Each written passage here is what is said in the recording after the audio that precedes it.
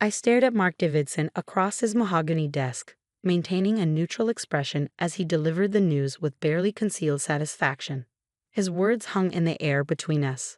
We're restructuring the department, and unfortunately, your position won't exist after next month. I see, I said quietly, watching his smirk grow wider. But before you go, he continued, leaning back in his leather chair, you'll need to train your replacement. Jennifer starts tomorrow. I expect you to show her everything about running our marketing division. Our marketing division. The irony of his words almost made me laugh. If only he knew. My name is Sarah Mitchell, and for the past 12 years, I've been the marketing director at Davidson Tech Solutions, or at least that's what everyone thought. The truth was far more interesting. 3 months ago, I had secretly purchased the entire company through a holding corporation I built over the years. Mark had no idea that the MKS Ventures that now own Davidson Tech was actually named after my initials, Sarah Catherine Mitchell. Of course, I replied, keeping my voice steady. I'll make sure Jennifer learns everything she needs to know. Mark nodded, clearly pleased with my docile response. Good. I knew you'd be professional about this. Too many people get emotional when they're let go. I thought about the stack of documents sitting in my lawyer's office, waiting to be filed tomorrow morning. Yes, emotions can certainly get in the way of business decisions. As I walked back to my office, I couldn't help but reflect on how I got here. 12 years ago, I'd started at Davidson Tech as a junior marketing associate. Back then, the company had been run by Mark's father, Robert Davidson, a brilliant businessman who saw potential in everyone, regardless of their gender or background. Under Robert's leadership, I'd flourished. He'd mentored me, challenged me, helped me grow from an eager rookie into a seasoned professional. When he promoted me to marketing director 7 years ago, he told me something I'd never forget. Sarah, success isn't just about making money. It's about building something that matters.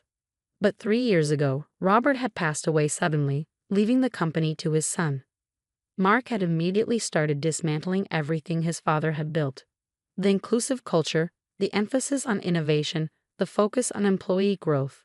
All of it replaced by a toxic environment of favoritism and short-term profit chasing.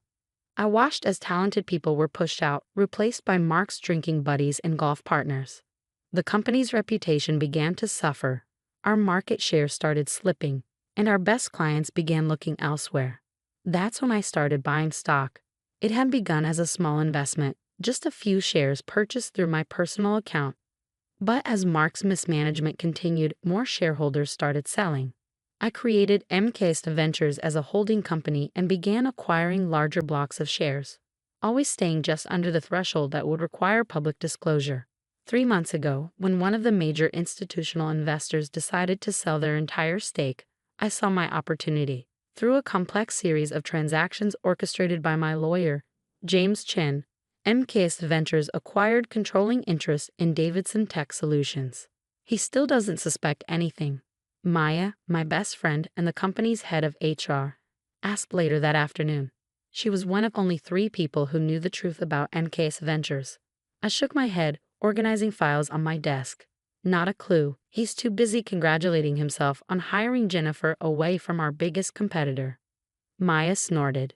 You mean the competitor that's been losing market share for the past 2 years? The one that's about to be investigated for financial irregularities? The very same. I smiled, thinking about the stack of research I had on both Jennifer and her former employer. Mark thinks he's making a power move. He has no idea what's actually happening. When are you going to tell him? Tomorrow morning. James is filing the paperwork first thing, and then we're calling an emergency board meeting. I paused, looking at the photo on my desk. Me and Robert Davidson at the company's 10th anniversary celebration. It's time to put things right. Maya nodded, understanding in her eyes. Robert would be proud of you, you know. You're not just saving his company, you're making it better. I felt tears prick at my eyes but blinked them away. There would be time for emotions later. Right now, I had work to do. The next morning, I arrived early. Jennifer was already waiting in the lobby, dressed in an expensive suit that screamed corporate climber. Her resume had looked impressive at first glance, but I knew better. I'd done my homework.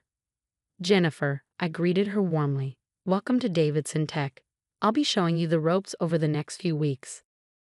She barely concealed her condescension as she looked me up and down. That's very kind of you. Mark has told me all about the changes he's planning to implement.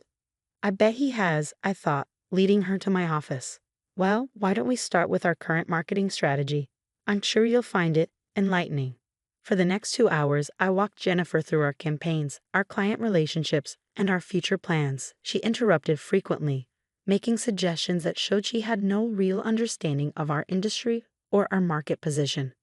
These retention strategies seem very old-fashioned, she said, gesturing dismissively at a presentation I created. In my experience, aggressive acquisition is much more effective than maintaining existing relationships. I made a note on my pad. Her attitude was confirming everything my research had suggested about her previous employer's troubles. At 10 a.m., my phone buzzed. A text from James. Papers filed. Board members notified. Meeting set for 11. Jennifer, I said, standing up, I'm afraid we'll have to cut this morning's training short. There's an emergency board meeting I need to attend. She looked surprised. Board meeting. But Mark didn't mention. No, I smiled. I don't suppose he did. I left her to my office and made my way to the conference room. Mark was already there, face red with anger as he talked on his phone. What do you mean, emergency board meeting? I'm the CEO. I have to approve any board meetings. He looked up as I entered, covering the phone with his hand. Sarah, what are you doing here? This is for executives only. I know, I said calmly, taking a seat at the head of the table. That's why I'm here. Before he could respond, other board members began filing in. I recognized most of them. The old guard who had served under Robert, gradually pushed to the sidelines by Mark over the past 3 years. James Chen arrived last, carrying a thick folder of documents. He nodded to me as he took his seat. What's going on here? Mark demanded, looking around the room. I didn't authorize this meeting. No, I said, standing up. I did. The room fell silent as James began distributing documents to each board member. 3 months ago, I continued, my voice steady, MKS Ventures acquired controlling interest in Davidson Tech Solutions. As of this morning, that acquisition is complete and fully documented with the SEC. Mark's face went from red to white. MKS Ventures. But that's my company, I finished for him. Named after my initials, Sarah Catherine Mitchell. The board members were reading through the documents now, murmurs of surprise and understanding filling the room. This is impossible, Mark sputtered. You're just a marketing director. You can't afford to buy a company this size. I thought about the years of careful investment, the long nights spent studying financial reports, the strategic planning that had led to this moment. Actually, Mark, I can. And I did. I opened my own copy of the documents. Now shall we discuss the future of Davidson Tech Solutions? The look on his face was everything I'd imagined it would be, a mix of shock, rage, and dawning comprehension. But this wasn't about revenge. This was about something much more important. I pulled out Robert Davidson's old photo from my folder and placed it on the table. Your father built this company on principles of innovation, integrity, and respect for every employee. It's time to return to those values. Mark stood up abruptly, his chair scraping against the floor. This is ridiculous. I'll have my lawyers look into this immediately. There's no way this takeover is legal. James Chen cleared his throat. I assure you, Mr. Davidson, everything is perfectly legal. I've personally overseen every transaction. Would you like to see the documentation of how Ms. Mitchell acquired the shares? I watched as James methodically laid out the paper trail, every stock purchase, every filing, every legal document that proved MKS Ventures' legitimate acquisition of Davidson Tech Solutions. As you can see, James continued, his voice professionally neutral, Ms. Mitchell now owns 51% of the company's shares. The board has been called today to vote on new leadership. Mark's face contorted with rage. You sneaky little. I'd choose your next words very carefully, I interrupted, my voice cool. The board is watching. And they were. Every member sat alert, documents in hand, watching the drama unfold. Many of them had worked with Robert, had seen the company's decline under Mark's leadership. Members of the board, I said, standing to address them directly, for the past 3 years, we've watched this company lose market share, valuable employees, and most importantly, its identity. The culture of innovation and integrity that Robert Davidson built has been systematically dismantled. I began distributing another set of documents, charts showing the company's declining performance under Mark's leadership. Our profit margins have dropped 40% in 3 years. We've lost 12 major clients. Employee turnover is at an all-time high. But more than that, we've lost our way. The board members nodded, examining the numbers. They'd seen the decline firsthand, even if they'd been powerless to stop it. This isn't just about numbers, I continued. It's about who we are as a company. Robert Davidson built this company to be more than just another tech firm. He wanted to create something that mattered. Oh, spare us the sentimental garbage, Mark spat. Business is about profit, not your precious feelings about my father. A board member, Janet Chen, no relation to James, spoke up. Actually, Mark, business is about sustainable growth and strong leadership. Something we haven't seen much of lately. Others began nodding in agreement. The tide was turning. I moved to vote on new leadership, Janet said firmly. I second the motion, another board member added. Mark looked around wildly, realizing he was losing control. You can't do this. I'm a Davidson. This is my company. No, I said quietly. It was your father's company, and he knew that leadership isn't inherited, it's earned. The vote was quick and decisive. Within 15 minutes, Mark Davidson was no longer CEO of Davidson Tech Solutions. Security was called to escort him from the building, his face purple with rage as he shouted threats about lawsuits and revenge. As the board filed out, Janet stayed behind. That couldn't have been easy, she said, squeezing my shoulder. But it was necessary. I nodded, feeling the weight of responsibility settling on my shoulders. The hard part's just beginning. And it was. The next few weeks were a whirlwind of activity. First, there was Jennifer to deal with. She'd been hired by Mark specifically to replace me, but her contract hadn't been finalized. After a brief conversation where I outlined my concerns about her previous employer's practices, she decided to pursue other opportunities. Then came the task of rebuilding. Maya and I worked late into the night, reviewing personnel files, identifying talented employees who'd been sidelined under Mark's leadership. Look at this, Maya said one evening, pulling up a file. Thomas Chen in engineering, he's been passed over for promotion 3 times, despite having multiple patents and excellent performance reviews. Let's set up a meeting, I replied. We need people like him in leadership positions.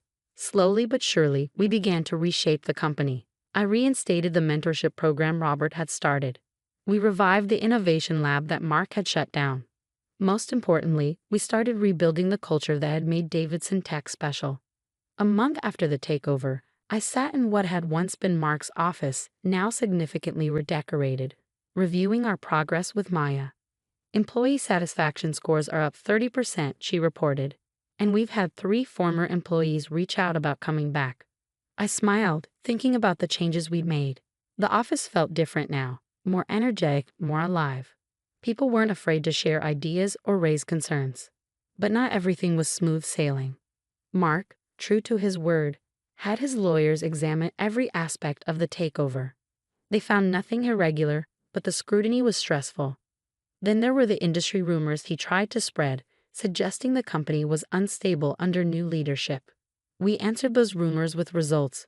Within 6 months, we'd not only stabilized our market position but begun to grow again. Innovation, once stifled, flourished. New products were developed, new clients signed. 1 year after the takeover, I stood in front of the entire company at our annual meeting. The auditorium was packed. We'd hired over 100 new employees in the past year. When Robert Davidson founded this company, he had a vision. Not just of creating successful products, but of building something meaningful, a place where innovation and integrity went hand in hand. I paused, looking out at the sea of faces. Some had been there under Robert's leadership, others were new, but all shared the same sense of purpose. For a while, we lost sight of that vision. But today, we're back on track. Our profits are up 45% from last year. Our employee satisfaction is at an all-time high. But more importantly, we're making a difference. I gestured to the screen behind me, showing our latest project. A collaborative effort between our tech team and local schools, helping bring STEM education to underprivileged communities. This is what success looks like, I continued. Not just numbers on a spreadsheet, but real impact on real people's lives. After the meeting, Maya found me in my office, staring at Robert's old photo. "He would be proud, she said softly. I nodded, touching the frame gently. "I hope so."